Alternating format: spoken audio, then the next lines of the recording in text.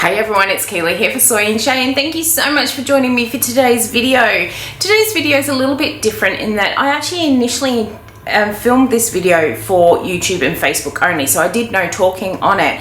The sort of soap came about because I had a spare few moments in the shop and I've got a whole heap of fragrance oils in my back storage area that really need using up. So I poured some oil out of the new oil tank and I just went and randomly picked a fragrance out of the box, and the one I picked out was Winter Lavender from off of Ilux. And when I initially got that one in winter, I was thinking more spring because my eucalyptus and lavender both flower at springtime and they are together out in the front yard. So I never really used the fragrance, but now that we are into spring here in Australia, I thought this fragrance was going to be the perfect one that I picked out.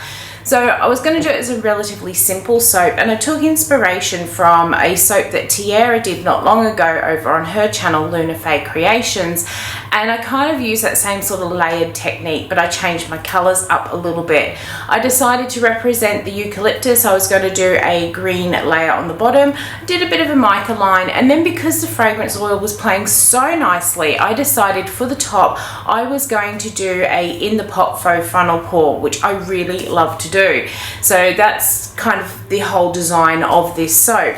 Now when it came to cutting this soap, you do see in the video, I am so surprised at how this one turned out on the inside, and I instantly regretted not filming it properly for YouTube. So I did put it on the community tab to see if you guys wanted to see this video, but all set to music, and so many of you said yes, you did want to see it, so here it is. Let's go and see how I make my eucalyptus lavender soap. Let's go.